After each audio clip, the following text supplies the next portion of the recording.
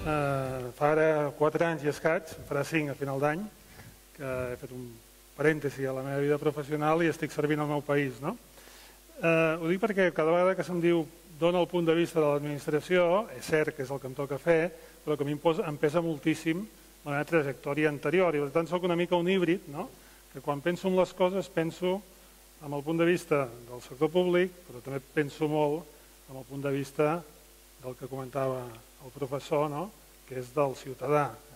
El seu final a mi em sembla que ha sigut esplèndid i al final el que ve a dir és que les empreses d'economia social són instruments al servei d'una missió que es vehiculitza a través d'uns valors, però el focus està en aquella activitat, en aquella missió que volen desenvolupar. Jo, molt breument, perquè sabeu que els conceptes d'economia social, empresa social, emprenedoria social, tenen molts punts de vista. I sí que jo només volia comentar que en aquest país, per sort, és un país que ja fa molt de temps que hi ha emprenedors socials. I quan dic fa molt de temps, vol dir com a mínim 150 anys, molts més, però com a mínim des de l'etapa més nova uns 150 anys, perquè el cooperativisme en els seus orígens, el mutualisme, l'associacionisme, les fundacions, són institucions de les quals es va dotar el nostre país i la societat per cobrir necessitats i coses que no tenien solució. Coses que després algunes d'elles ha fet l'Estat i l'administració, però aquestes institucions han continuat. Per tant, totes aquestes institucions són institucions d'emprenedoria social. M'agrada destacar també que quan es parla d'empresa social hi ha dos conceptes, un substantiu que és empresa i un adjectiu que és social. Cada vegada més estem parlant d'empreses que poden estar més o menys orientades en el mercat, però desenvolupen activitats de venda, de serveis, de productes, etc. En concepte d'empresa social. I segurament el que és diferent dels emprenedors socials de fa anys amb els emprenedors socials que ve ara més aquest concepte més anglosaxó és que aquesta aparent contradicció, i dic aparent, entre ser empresa i ser social, que en els orígens es vivia com un mal que s'havia de patir. Quan la gent d'Empans van crear Empans o Mas Alboranar, ningú volia fer una empresa. Eren pares i mares que el que volien era solucionar les mancances que tenien en l'educació, en la socialització i en l'àmbit laboral, que com deia també el professor, és l'àmbit de dignificació de les persones. I a pesar de tot havien de fer una empresa, però ells no volien fer una empresa. Jo crec que el concepte actual és que els emprenedors socials actuals saben que justament per assolir aquesta missió i aquesta funció social el que cal és una dimensió empresarial, professional profunda. L'administració. L'administració pot fer coses i m'agradaria com a mínim posar èmfasis en un dels aspectes que a vegades és més o desconegut o més que s'entén més poc, que és el concepte de les subvencions. Les empreses d'economia social són empreses subvencionades. És el tòpic, no? Doncs no són empreses subvencionades. Perquè en el nostre país i en molts, sota el concepte de subvencions, sovint el que hi ha és pagar prestació de serveis.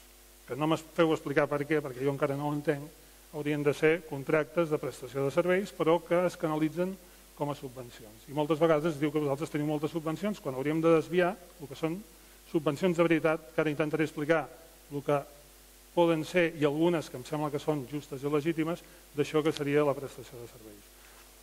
Les subvencions, o que també són forma de subvencions, que per mi tenen sentit, seria que, per exemple, en el cas vostre, en el cas dels centres especials de treball, que sou empreses protegides, que esteu en el mercat, perquè esteu oferint productes i serveis, les persones que treballen amb vosaltres tenen unes mancances i unes dificultats, i la societat, els ciutadans, a través de l'administració, pensa que, com que tenen sentit la feina que feu, compensa, si em permeteu, aquesta menys productivitat d'aquestes institucions o d'aquestes persones. El que s'està fent és intentar posar en igualtat de condicions unes empreses amb les altres. Ho dic perquè sovint aquest concepte d'empresa subvencionada és una cosa que patiu i que jo crec que val la pena desmitificar. Quins són els objectius que s'han d'assolir? Jo subscric pràcticament tot el que ha comentat el professor, però jo posaria molt d'èmfasis en l'àmbit del dimensionament i l'impacte. Si tenim una missió, l'organització, la dimensió, ens vindrà donada en funció de les necessitats que tinguem. I jo crec que la cooperació i la col·laboració és la gran estratègia, o probablement l'única estratègia que es poden permetre les empreses d'economia social per poder assolir aquest impacte. En aliances, cooperació, dimensionament, jo penso que és el missatge que jo crec que podem donar. Des de l'administració, insisteixo, subvencions en determinats aspectes, però sobretot promoció, foment i sobretot visibilització. Estic segur que tots vosaltres, cada dia, esteu fent actuacions de compra i venda de serveis i utilització de serveis amb entitats d'economia social i moltes vegades ni tan sols ho sabeu. També us comentava el tema de la comunicació cap enfora. Hi ha moltíssimes activitats. Podem comprar iogurts de la Fageda, podem anar a Masalberenar amb els formatges, amb les activitats que es fan de neteja, amb pans, etc. Hi ha infinitat de coses. Això val la pena posar-ho en valor. I que aquestes activitats i aquests serveis no són pitjors, sinó que com a mínim són iguals als que presten les altres empreses. I que el valor afegit que ofereu vosaltres és que, a més, hi ha aquesta dimensió social. Aquest jo seria una mica el missatge que donaria i comentar, com he començat, que l'economia social en aquest país, per sort, té una llarguíssima trajectòria i un impacte molt gran, i també s'ha comentat, en ajuntaments com el de Vilafranca, i aquest trípode de l'empresa convencional, que dèiem, l'empresa clàssica, la majoria d'empreses, el sector públic i el sector de l'economia social, que em sembla que no només no hem d'estar d'esquena, sinó que hem de col·laborar i cooperar de manera sistemàtica. Moltíssimes gràcies. Seguim amb la Maria Prendi, és emprenedora social i col·laboradora de l'Institut d'Innovació Social de SADE. La seva línia de recerca se centra en el paper del sector privat en relació als 3 eixos de treball de les Nacions Unides, com són els drets humans, el desenvolupament i la pau. També és autora de diversos llibres sobre drets humans i empresa i avui volem que ens expliqui una mica com es treballa aquest concepte també des d'una escola de negocis com és a SADE. Maria, quan vulguis. Gràcies.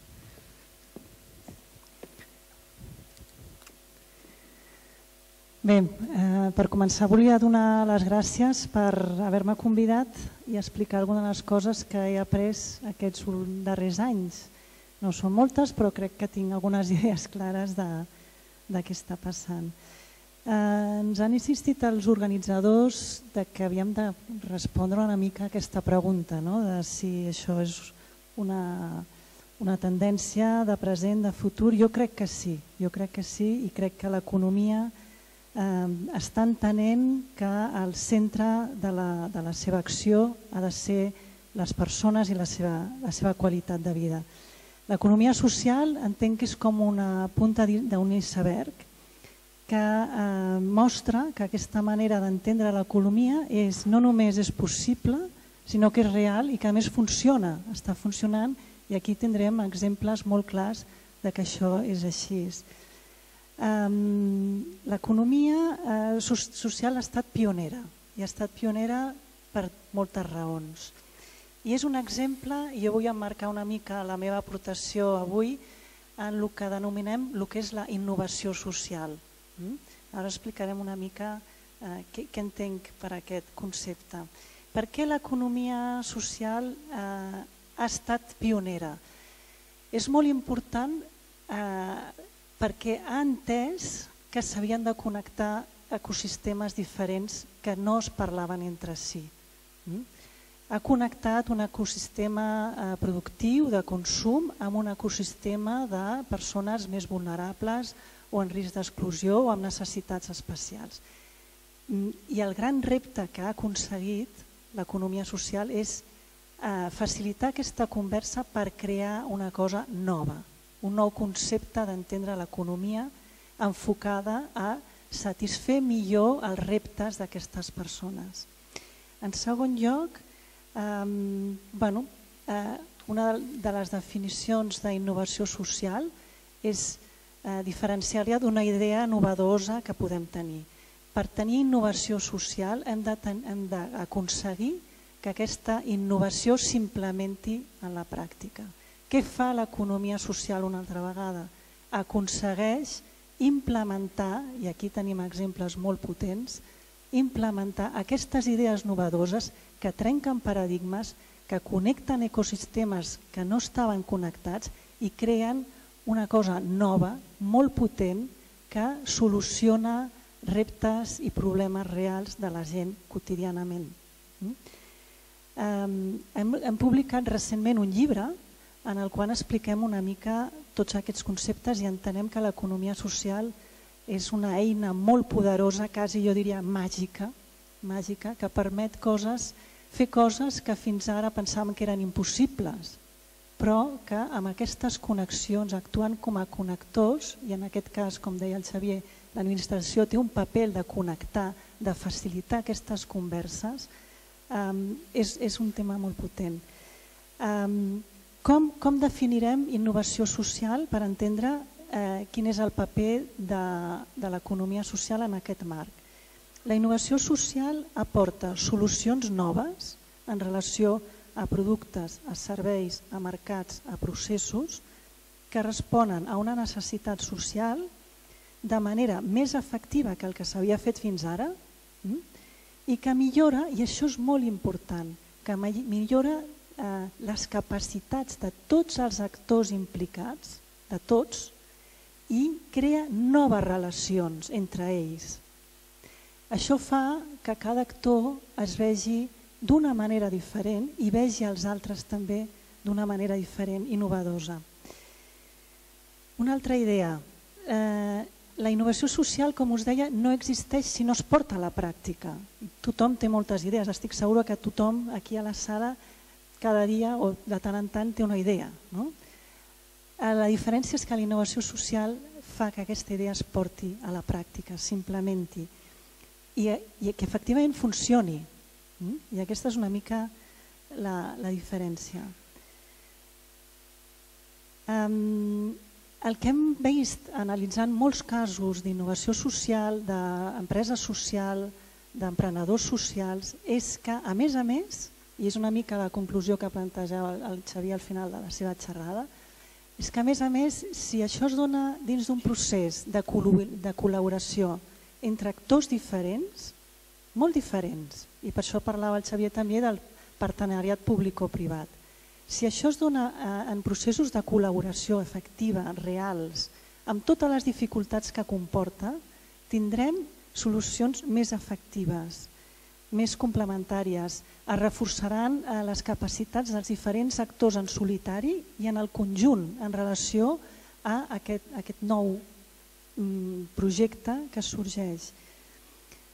I el més important és que aquest procés d'innovació, que podem considerar oberta, i jo crec que en el cas d'Empans i d'altres organitzacions ha estat fruit de moltes reflexions i moltes converses, el que han arribat a fer fins ara, és que el més important és que s'empodera a totes les persones, es dona la confiança a totes les persones que participen i que es beneficien de que són agents de canvi.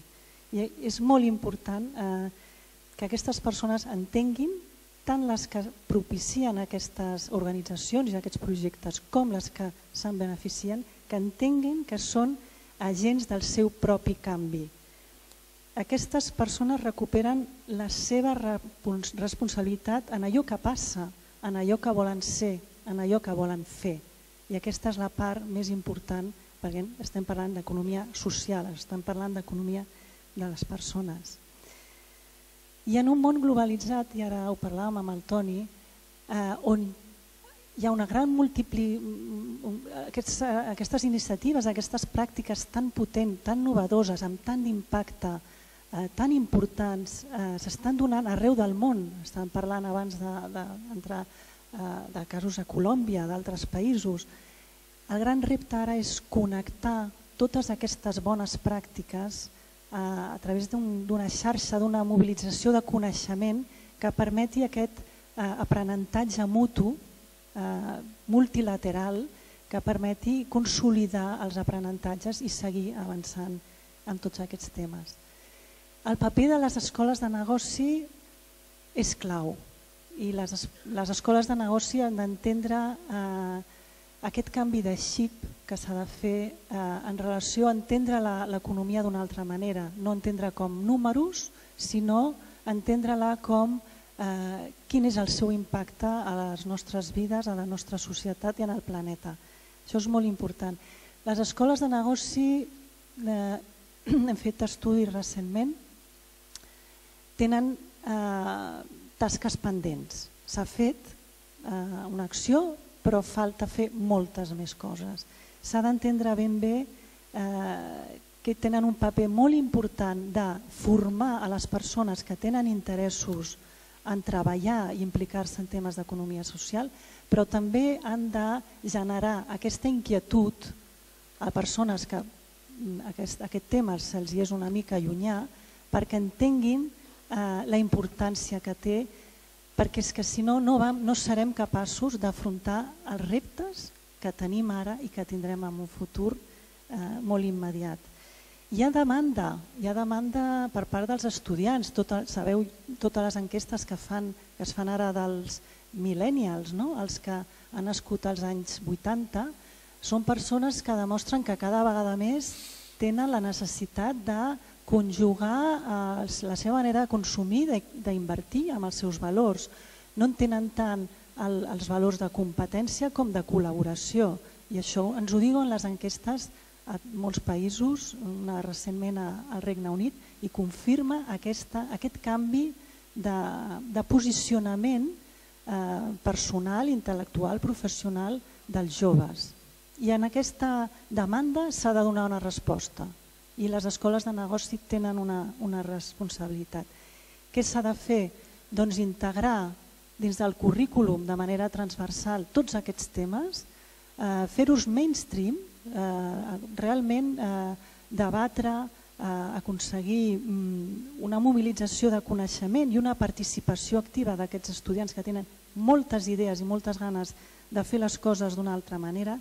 El professorat s'ha d'adaptar a aquesta nova manera de pensar, de fer, d'explicar tots aquests reptes que tenim i com des de l'activitat professional podem contribuir. I nosaltres, a través d'un estudi que hem fet, i acabo, a més de 50 escoles de negoci de Turquia, Filipines, Brasil, Suïssa, Estats Units, Espanya, etc., hem arribat a la conclusió que els estudiants tenen un neguit, una necessitat, no tots, però molts d'ells volen impactar d'una manera diferent a través de la seva feina, a través del que fan, i sobretot que hem vist que és molt, molt, molt eficient perquè això es doni, treure els estudiants de les aules. Treure els estudiants de les aules. On hem trobat resultats més efectius en relació a entendre què està passant, com ha de ser aquest nou paper que hem de jugar entre tots, és quan aquests estudiants s'han confrontat, han sortit dels estudis de casos discutits a classe, etc., i s'han confrontat realment als problemes reals, de gent real, i activant els seus coneixements per poder donar solucions o contribuir amb totes les dificultats que comporta. I les enquestes, les entrevistes que hem fet, ens han dit que la reacció inicial de tothom era una mica jo no vull anar a treballar a una cooperativa amb gent en risc d'exclusió social perquè jo vinc d'un altre entorn més protegit i això em fa sortir de la meva zona de confort. El que ha passat és que després de viure l'experiència, de compartir la realitat de persones amb comunitats difícils, amb cooperatives, amb emprenedors socials que fan tasques molt interessants arreu del món, perquè això és una tendència arreu del món, el que hem vist és el canvi que han tingut aquests estudiants.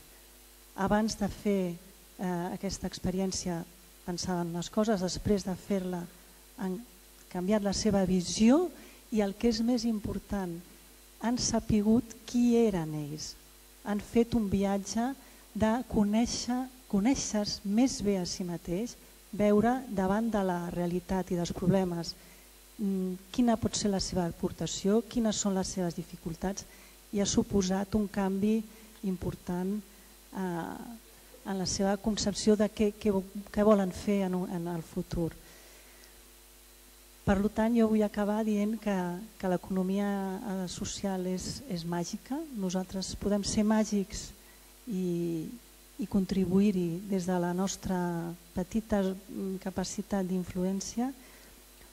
Jo crec que en relació a molts dels problemes que tenim és l'única solució i a més s'ha de fer en col·laboració amb tots els agents, amb tots els actors, i això és molt difícil. Nosaltres hem tingut experiències de treball amb aliances multiactor, amb empreses, ONGs, tots junts intentant afrontar i solucionar problemes, i és difícil, però al final el que hem aconseguit és molt més del que haguéssim aconseguit cadascú per la seva banda. I per tant jo volia felicitar a totes les persones que estan aquí si estan participant d'alguna manera d'aquest gran repte que tenim sobre la taula. Gràcies.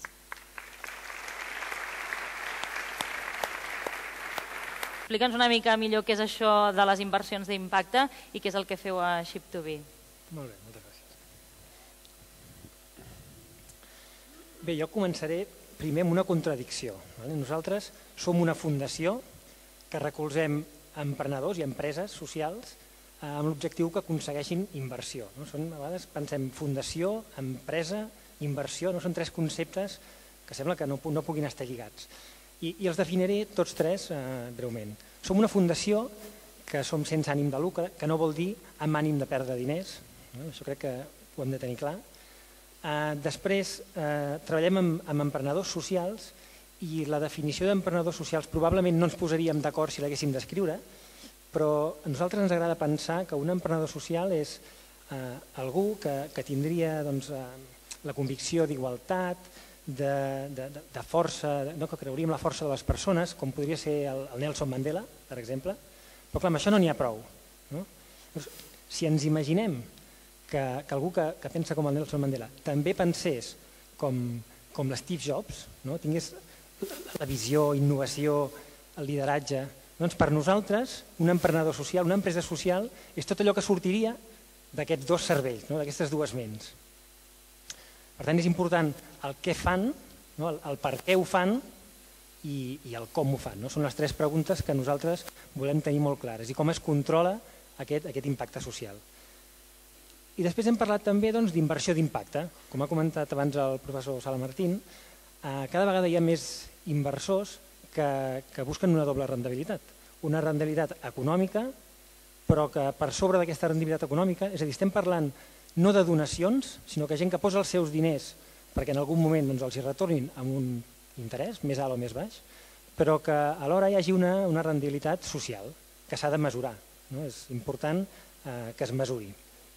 I nosaltres ho fem creant un ecosistema on nosaltres estem una mica lligant emprenedors socials, empreses socials, amb inversors d'impacte, que són gent que volen implicar-se, volen invertir, però també volen implicar-se com a mentors, aportant la seva experiència, els seus contactes amb aquests emprenedors i també, com m'ha sortit abans, que és molt important fer aquest lligam amb les empreses privades i amb les administradors i amb les administracions, perquè per tot projecte emprenedor, que és molt difícil començar, si s'ajunta i si s'alia amb grans empreses, doncs és molt més fàcil que puguin tirar endavant. I parlant d'inversió d'impacte, estem parlant de si és una moda, l'empresa social, si no... Probablement, abans també ho he comentat, que els països anglosaxons està molt més avançat. Aquí som un recent nascut del que és la inversió d'impacte, no de l'emprenedoria social, però sí de la inversió en aquest tipus de projectes. Però si mirem els números, s'estima que actualment hi ha entre 50 i 100 bilions de dòlars, entre 50 i 100.000 milions de dòlars que s'estan movent en projectes amb impacte social. I les estimacions són que de cara al 2025 arribi a 1 trilió de dòlars, és a dir, a 1.000 bilions de dòlars. Clar, mirant aquestes dades, sembla que més que venir per quedar-se no ve potser per substituir l'economia tradicional. Llavors, quin és el nostre granet de sorra? Des de la Fundació Ship2B Doncs estem creant una comunitat d'inversors, ja tenim més de 500 inversors, treballem també amb empreses que vulguin recolzar-los i de fet de cara a l'any vinent estem intentant de crear un fons que pugui invertir en aquest tipus de projectes.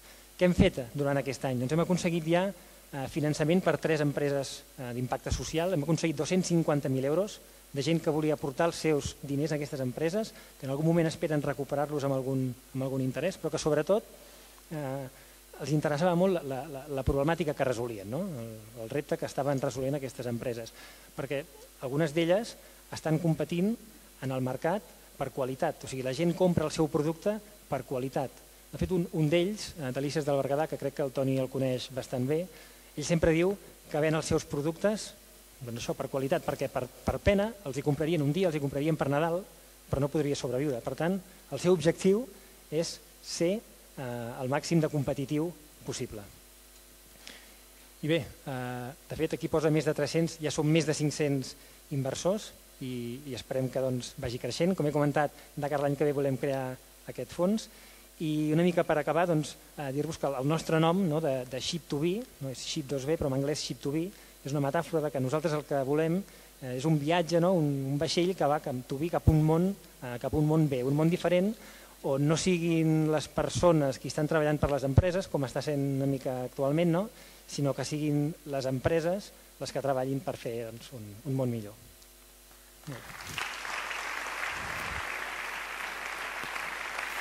I per últim, contem amb el Toni Espinal, que és gerent de la Fundació Ampans, ara ells ho han comentat però potser el públic encara no sap a què ens estem referint. Treballa en l'educació i la inserció laboral de persones amb discapacitat intel·lectual i perquè us feu una idea, en l'àmbit laboral, aquest 2015, de moment Ampans ha aconseguit inserir laboralment més d'un centenar de persones. A més, també creen empreses que donen feina a persones amb discapacitat i amb risc d'exclusió en diferents sectors i un dels darrers projectes, si no m'equivoco, que han tirat endavant és la formatgeria artesanal Muntanyola, que permetrà donar feina, crec que unes 10 persones. Si ens ho vols explicar una mica millor, Toni, endavant. Sí, bon vespre. Primer de tot, gràcies per convidar-nos a deixar-nos aquests minuts per explicar el nostre darrer projecte de l'àmbit laboral, que és aquesta formatgeria. Em sentiu bé? Em sento com ressona. Després us volia felicitar a Mas Albornà, que és un dels referents del sector i el punt de referència en moltes de les àrees. En tema comunicació, que hem comentat el Xavier abans, que era un tema important, és clarament la referència del sector. Us explico això ràpidament, aquest projecte. Heu titulat un projecte d'èxit, la formatgeria. De fet, no sé si serà un projecte d'èxit. Total, fa un any que hem començat. De moment les coses van bé perquè hem incrementat un 20% la facturació, perquè hem aconseguit col·locar persones amb discapacitat, perquè hem mantingut aquests 20 països als que estem exportant i bàsicament penso que serà un projecte d'èxit per la referència de tots els anteriors que tenim. I per què penso clarament que ens anirà bé? Per la cultura, diguem-ne, perquè tenim un clar compromís amb les persones, tenim un compromís amb el nostre territori, perquè la nostra gent, com va poder veure el Xavier un dia que va venir a Manresa, doncs és gent compromesa, il·lusionada, que té talent, amb una clara, diguem-ne, vocació per l'eficàcia i l'eficiència dels processos que gestionem, perquè estem treballant per l'excel·lència. Per tot això penso que si els altres han anat bé a la formatgeria també ens anirà bé, i perquè lligant amb el que deia abans, perquè la missió que tenim, igual que la de Mas Albornà, és prou potent. És cert, com deia el Xavier, que el 85% de les persones amb discapacitat no tenen feina, però nosaltres, Mas Albornà, nosaltres i molts altres del sector ens hem proposat que en el nostre territori això no sigui d'aquesta manera. L'eslògan que nosaltres hem posat als 50 anys és que volem canviar el món, sí, gràcies, el nostre petit món, volem canviar la vida de les persones d'aquest nostre petit món. De fet, aquestes 100 persones que comentava, i com ho fem? Doncs bàsicament prestant suports a les persones. Prestant suports hem identificat que el que sabem fer és això, és donar suports, empoderar la gent perquè facin el seu camí, perquè puguin avançar la seva vida. aquestes 100 persones que comentaven que hem col·locat no han estat a les nostres empreses, són 100 persones que treballen a casa de les empreses de la nostra comarca. Nosaltres creem empreses i creem activitats econòmiques, igual que Mas Albornà, únicament per substitució. Nosaltres treballem en 12 sectors econòmics, la formatgeria és un d'ells, i contractem persones amb discapacitat, contractem per formar, perquè agafin experiència, igual que la vostra gent, igual que fa Mas Albornà. Intentem donar-los feina, donar-los informació perquè puguin anar a treballar, perquè es puguin espavilar. N'hi ha que ho aconseguiran i n'hi ha que no. I aquestes 100 són gent que està treballant a casa dels clients, a part de la gent, de les 200 persones aproximadament que ara actualment amb discapacitat tenim treballant a casa nostra. Això, perquè som il·lusos, perquè som utòpics, perquè tenim tots aquests valors, per això penso que la formatgeria anirà bé. I tot això per què? Doncs per complir la nostra missió generarem molts llocs de treball, perquè dona per generar llocs de treball, i ho farem de la manera que ho hem fet amb els altres negocis, intentant que amb un plaç de temps raonable, que no esperem que arribi 10 anys, aquesta inversió que hem fet, bastant considerable amb tot això, la formatgeria sigui capaç de retornar lampants per poder invertir en d'altres projectes i continuarà generant més llocs de treball, que al fi i al cap és la nostra feina. Tot això rutlla perquè la missió és molt potent, perquè el compromís de la nostra gent és potent, perquè saben com fer les coses i perquè ens van sortint els números. Perfecte, Toni, crec que més o menys ens has fet...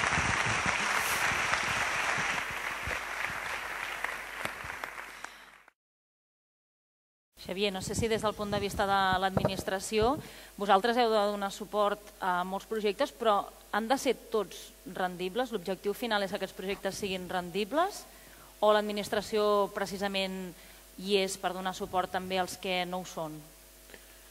Bé, hem parlat tots bastant del tema de la missió. Jo estava pensant amb el Toni i explicava, ho has explicat molt bé, però es podria pensar en algun moment que fer formatges era la missió. És a dir, vosaltres teniu dues missions. Una que és la de bola transcendent, que és donar oportunitats de feina a unes persones determinades. I ho feu a través d'una altra missió que és instrumental, però imprescindible, que és fer formatges o les activitats que feu. Les empreses socials han de ser viables. Jo crec que el Toni ha explicat molt bé. Hi ha d'haver un equilibri, no només un equilibri, sinó que si els ingressos poden ser més grans que les despeses, millor que millor. Aquesta cosa és molt difícil, perquè això és l'última línia de la contraexplotació i això és molt complicat a les empreses. Com jo deia, en el cas del Centre Especial de Treball, que tenen dues missions, tenen una altra missió, a més, que és donar oportunitats de feina a la pròpia estructura i donar oportunitats de feina a aquestes persones a les empreses del voltant. Per tant, imagineu-vos el complicat que és això. Per fer això, l'administració, segurament insuficient, especialment aquests anys, el que fa és compensar aquest sobreesforç que fan aquestes empreses que tenen unes dificultats especials. Però al final, com a entitats, com a empreses, si no hi ha clients que compren els formatges en el preu i amb el servei que els doneu, s'ha acabat, perquè les subvencions sempre són un complement, no és mai la base.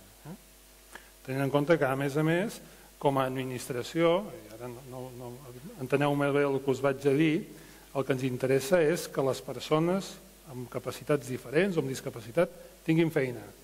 I si les entitats com les vostres són l'instrument, fantàstic, però és una mica allò que jo deia de la missió i l'instrument. Jo crec que sí que ho són i de fet aquí a Catalunya justament tenim moltíssimes experiències. Podria haver gent que digués, no, escolta, això que ho faci l'administració. No, escolta, en absolut, ho faríem fatal, com fem moltes coses. Fem coses bé, hi ha coses que evidentment són ineludiblement funció de l'administració, però aquest tipus d'activitats, a més, no d'ara, sinó des de fa moltíssims anys, jo no sé si teniu 50 anys, em sembla, 50 anys, hi ha moltíssimes institucions en aquest país que tenen 50 anys i que justament estan fent aquesta tasca d'una manera, jo crec que excel·lent. Josep, en el vostre cas deies que teníeu 300 inversors, que ara ja en teniu 500, crec. No sé si la gent us diu això és una bogeria o al principi us deia esteu bojos d'invertir en aquest tipus de projectes. Inicialment sí que... Ells normalment és gent que a vegades li diem la paraula inversors, però no són pròpiament inversors. O sigui, són gent... En el fons tots som inversors perquè tenim els diners en el banc i ens donen, tenim uns diners invertits. O sigui, tothom en el fons som inversors. Però hi havia gent que ens preguntava, ostres, què estan fent els meus diners en el banc? què estan fent amb aquests diners? Fabriquen armes? No en fabriquen? Llavors, cada vegada més la gent està més formada, més conscienciada i deien, ostres, per què no trio jo on puc posar els meus diners? I a vegades pensem en un inversor, en una persona que inverteix milions, no? Doncs en alguns d'aquests projectes hi havia persones que han estat treballant durant un temps, que tenen una certa posició, o fins i tot gent més jove, que han invertit des de 1.000, 3.000 euros. O sigui, això del crowdfunding que està tan de moda ara mateix, doncs també nosaltres estem impulsant que hi hagi un crowdfunding social, que pugui la gent normal involucrar-se en aquest tipus de projectes. Perquè amb això moltes vegades aconsegueixes dues coses, no només els diners i la implicació, sinó que probablement si són gent del territori t'acabaran comprant els teus productes. O sigui que al final, quan pensem en la paraula inversor, no és la persona que té molts diners i que està pensant a veure com treure la màxima rendibilitat, sinó és qualsevol que vol saber què està passant amb els seus estalvis. Amb les xifres que tu explicaves, comentaves que fins i tot és una economia que pot substituir el model que tenim actualment. No sé, Maria, en el vostre cas, si des de la universitat creieu que això pot ser una possibilitat de substituir fins i tot, com deia el Josep, el que tenim ara o el més majoritari, o és molt optimista?